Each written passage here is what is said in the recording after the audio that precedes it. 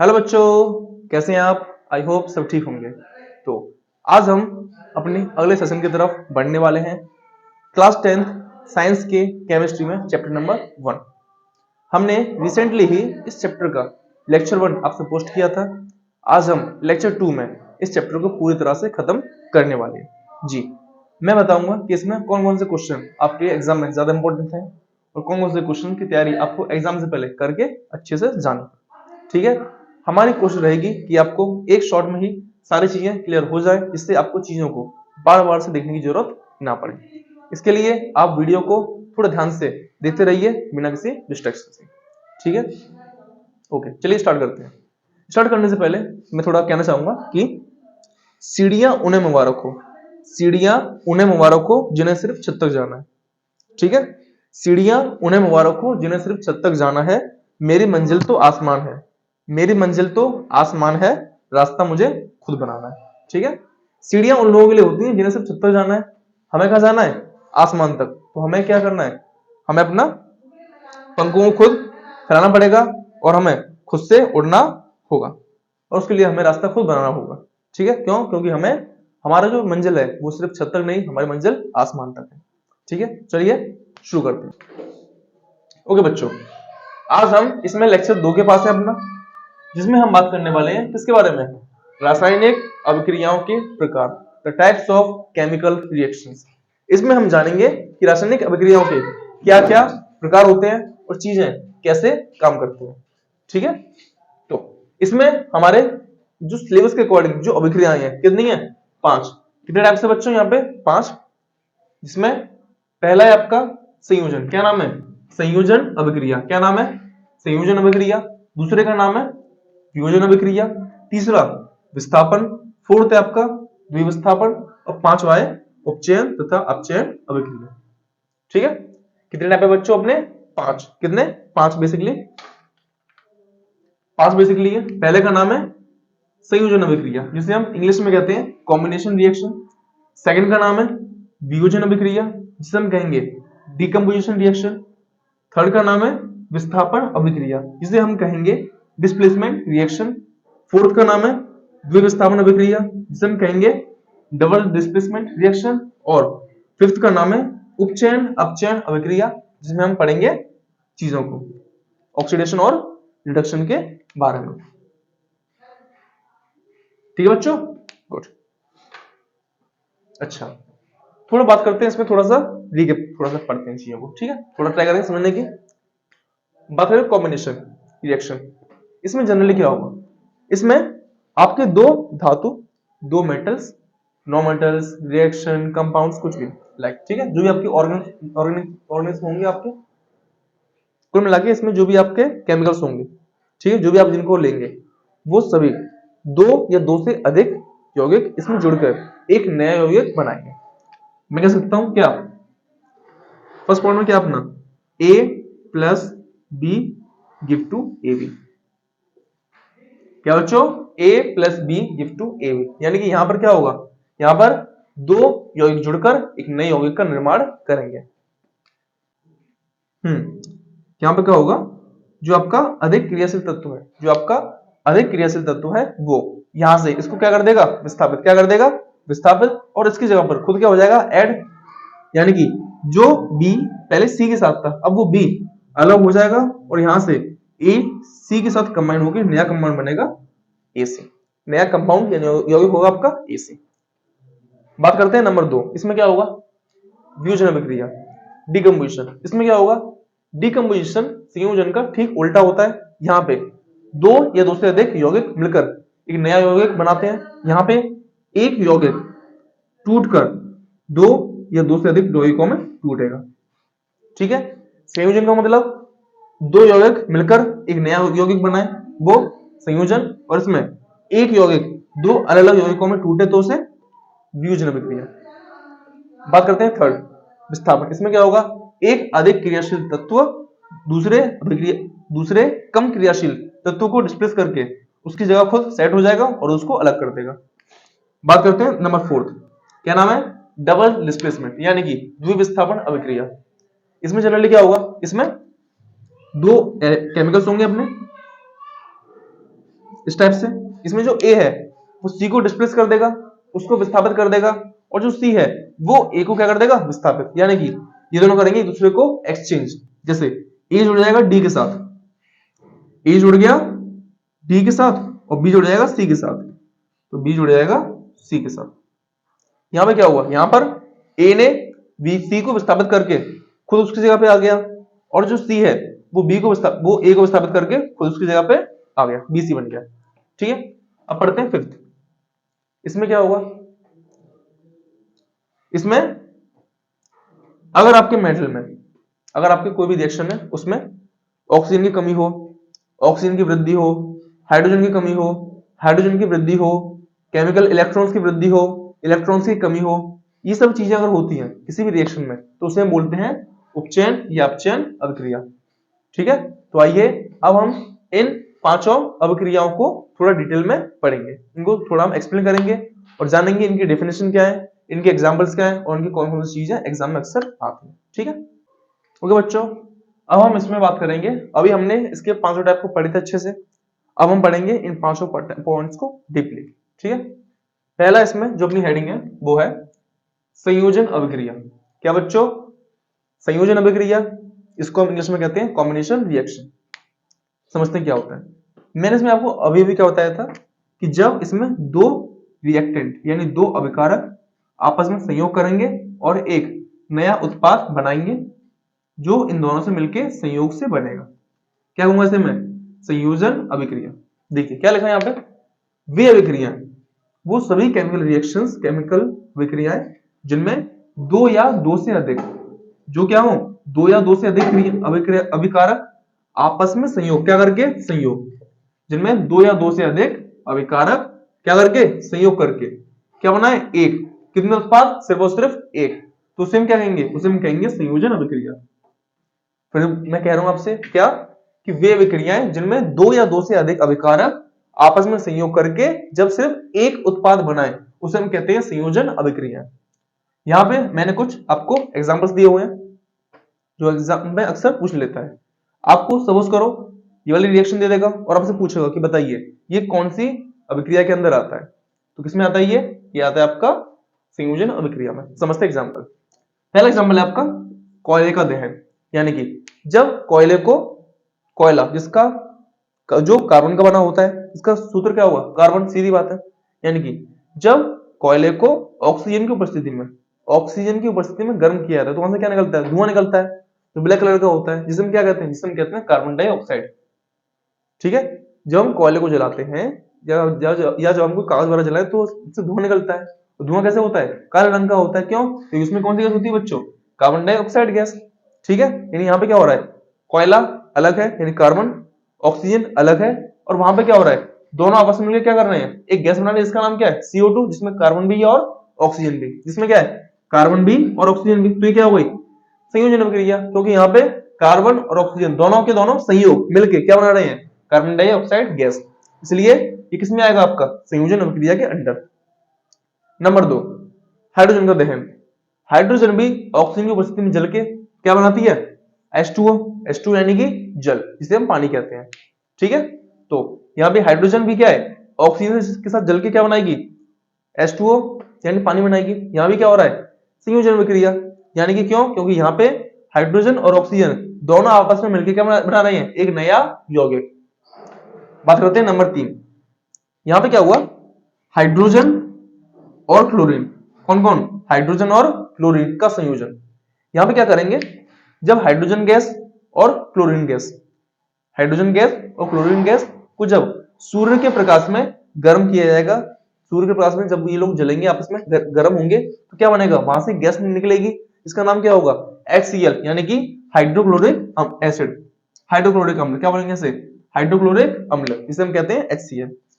बात करते हैं नंबर 4 की। यहां पे क्या होगा, यहां मैंने कराया है चूने की जल से। चूना क्या होता है, अच्छा जब आप चूना करते हो अपने घर पे, कलाई करते हो, उसमें क्या कहते हैं, चूना। इसका फॉर्मूला क्या होता है, कैल्शियम ऑक्साइड। क्या होता है बच्चों, कैल्शियम ऑक्साइड, चूने का फॉर्मूला होता है। ठीक है, जब इसमें आपने देखा होगा अक्सर घर में जब हम कलाई करते हैं चूने वाली, तो बर्तन में हमने चूना लिया, उसमें क्या डाल दिया, हमने पानी डाल दिया और हमने उसको मिक्स कर दिया। कुछ टाइम बाद देखेंगे कि जो बर्तन होगा वो क्या पड़ जाएगा, गर्म। क्या पड़ जाएगा, गर्म। वो इतना गर्म पड़ जाएगा कि उसको छूना मुश्किल हो जाएगा सिंपल हाथ से, और जो अंदर अंदर का जो चूने का पानी होगा वो खोल जाएगा, एक तरह से बहुत गर्म हो जाएगा, बहुत हीट हो जाएगा। समझते हैं ऐसा क्या हुआ, क्यों? क्योंकि इस टाइप की जो रिएक्शन होती है उन्हें बोलते हैं एक्सोथर्मिक रिएक्शन, यानी कि ऊष्मक्षेपी अभिक्रिया। इनमें जनरली क्या होता है, इनमें रिएक्शंस में क्या होता है, जब आप अभिक्रिया करते हैं तो वहां पे एक ऊष्मा यानी गर्मी निकलती है, ठीक है। तो यहां पे क्या हुआ, कैल्शियम ऑक्साइड प्लस H2O यानी कि जल, क्या डालेंगे उसमें आप, पानी। तो क्या बनेगा, कैल्शियम ऑक्साइड, कैल्शियम हाइड्रोक्साइड। क्या बनेगा, कैल्शियम हाइड्रोक्साइड, जिसे हम कहते हैं क्या, बुझा हुआ चूना। क्या कहते हैं, बुझा हुआ चूना। सूखे चूने को हम लोग सिंपल कैल्शियम ऑक्साइड यानी चूना कहते हैं, और जब उसमें क्या डाल दें, पानी। क्या डाल दें, पानी, तो उसे हम कहते हैं बुझा हुआ चूना, यानी कि कैल्शियम हाइड्रोक्साइड। किसका फॉर्मूला है बच्चों, कैल्शियम हाइड्रोक्साइड का। ये आपका कार्बन डाइऑक्साइड है, ये जल है। HCl क्या होता है, हाइड्रोक्लोरिक अम्ल। क्या होता है बच्चों, लिख देता हूं मैं, हाइड्रोक्लोरिक अम्ल, ठीक है। और अपना ये क्या है, इसका नाम है, यहां लिख देता हूं उसको मैं, CaOH का होल ट्वाइस। इसे मैं कहूंगा क्या बच्चों, कैल्शियम हाइड्रोक्साइड। क्या कहूंगा बच्चों में से, कैल्शियम हाइड्रोक्साइड, ठीक है। अच्छा, आपने जनरली यहां पे देखा, मैंने आपको यहाँ पे 4 एग्जांपल दिए। यहाँ पे क्या हो रहा है, यहाँ पे दो अलग अलग टाइप के केमिकल्स जो यौगिक है, अभिकारक है, वो मिलकर एक नया यौगिक बना रहे हैं। यानी कि आप कह सकते हैं कि यहाँ पे दो यौगिकों का क्या हो रहा है बच्चों, संयोग। क्या हो रहा है, संयोग। इसलिए क्या कहेंगे हम इसे, इसलिए हम इसे कहेंगे संयोजन अभिक्रिया, ठीक है। आई होप आपको पॉइंट क्लियर हो चुका होगा। अब चलते हैं इसके अपने अगले पॉइंट पर। हेलो बच्चों, अब हम उसमें बात करने वाले हैं क्या, रासायनिक अभिक्रियाओं के प्रकार में टॉपिक नंबर 2, जिसका नाम होगा वियोजन अभिक्रिया। क्या बच्चों, वियोजन अभिक्रिया के बारे में अब हम पढ़ने वाले हैं कि डिकम्पोजिशन रिएक्शन एक्चुअली होती है। अच्छा, अभी जस्ट हमने बात की थी, जस्ट संयोजन अभिक्रिया, उसमें क्या था, दो एलिमेंट मिलके एक नया यौगिक बना रहे थे, कंपाउंड बना रहे थे। यहां पे क्या होगा, एक यौगिक दो अलग अलग भागों में टूटेगा। इसमें क्या कहेंगे जनरली, वियोजन अभिक्रिया पढ़ते हैं। बात की जाए विअभिक्रिया, वो अभिक्रिया जिनमें किसी पदार्थ के अणु दो या दो से अधिक सरल यौगिकों में विभाजित हो जाए। फिर सुनिए ध्यान से, वो अभिक्रियाएं जिसमें किसी पदार्थ के अणु दो या दो से अधिक सरल भागों में विभाजित हो जाए, क्या कहते हैं उसे, वियोजन अभिक्रिया। क्या कहेंगे, वियोजन अभिक्रिया। सुनिए ध्यान से, अब जो वियोजन अभिक्रिया है, ये ऐसी जस्ट ऐसे नहीं होगी लाइक अपने जस्ट एक बीकर लिया, केमिकल डाला और हो गई वियोजन अभिक्रिया, ऐसा कुछ नहीं है। इसमें आपको इसमें एक्सटर्नली यानी बाहर से कोई फैक्टर देना पड़ेगा इसको, ठीक है। इसमें आपको बाहर से कुछ देना पड़ेगा, तब ये वियोजन अभिक्रिया होगी, पॉसिबल हो पाएगी। सुनिए ध्यान से, तो यहाँ पे इसके जो टाइप्स हैं, कितने टाइप के, यहाँ पे थ्री टाइप्स हैं इसमें, इसके यहाँ पे कितने टाइप है बच्चों, 3 टाइप है इसके, ठीक है। पहला ऊष्मीय, दूसरा विद्युत और तीसरा प्रकाशीय। सुनिए ध्यान से, वो वियोजन अभिक्रिया है जो ऊष्मा देने की वजह से होती है, उसे ऊष्मीय अपघटन कहते हैं। जिसमें विद्युत का इस्तेमाल होता है उसे विद्युत अपघटन कहते हैं। और जहां पर भागों को अलग करने का काम प्रकाश की वजह से होता है, यानी सूर्य के प्रकाश की वजह से होता है, उसे हम कहते हैं प्रकाशीय अपघटन। फर्स्ट ऑफ ऑल बात करते हैं ऊष्मीय अपघटन की। क्या होगा इसमें जनरली किसी भी केमिकल को आप जब गर्म करेंगे, हीट करेंगे, तो वो जनरली अपने दो भागों में टूट जाएगा, ठीक है। वहां पे उसके दो अलग केमिकल बन जाएंगे, उसे हम क्या कहेंगे, उसे हम कहेंगे ऊष्मीय अपघटन। क्या कहेंगे, ऊष्मीय अपघटन। क्यों, क्योंकि उसे ऊष्मा देने पर वो दो भागों में विभाजित हो रहा है। एग्जाम्पल में फर्स्ट बात करते हैं, ठीक है। मैंने क्या लिया यहाँ पे, कैल्शियम कार्बोनेट। क्या लिया है, कैल्शियम कार्बोनेट लिया। अब क्या किया मैंने, इसको गर्म यानी ऊष्मा दी।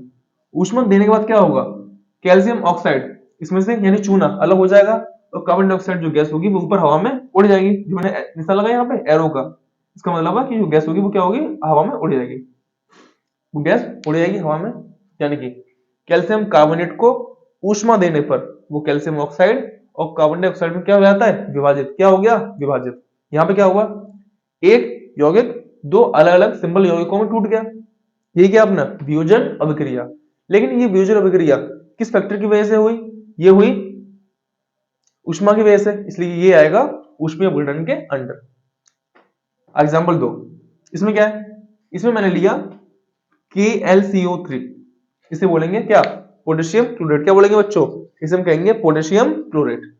सेम काम इसमें का भी है, जब मैंने पोटेशियम क्लोरेट को गर्म किया, ऊष्मा दी, तो क्या होगा, वो पोटेशियम क्लोराइड और O2 यानी ऑक्सीजन में विभाजित हो गया।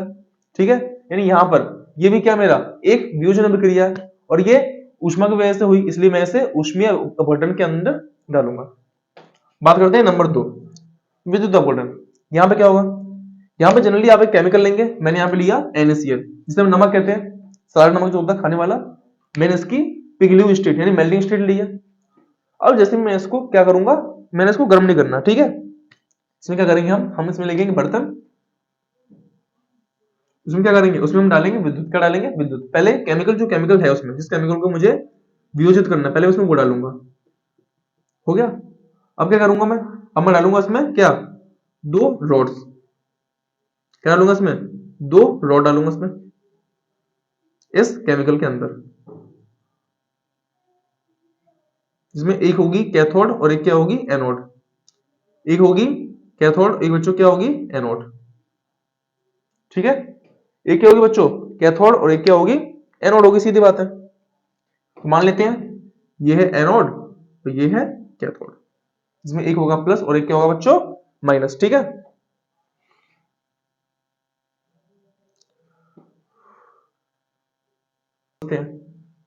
यहां पे क्या होगा, अब जब केमिकल जो दो भागों में टूटेगा, Na अलग Cl अलग, Na जाएगा N पॉजिटिव और ये जाएगा Cl नेगेटिव। तो यहाँ पे क्या होगा, जो भी इसके होंगे धनायन, क्या होंगे, जो भी धनायन होंगे वो कहाँ जुड़ेंगे आपके, एनोड पे, और जो भी इसके ऋणायन होंगे यानी नेगेटिव चार्ज, वो कहाँ जुड़ेंगे आपके, इसके कैथोड पर।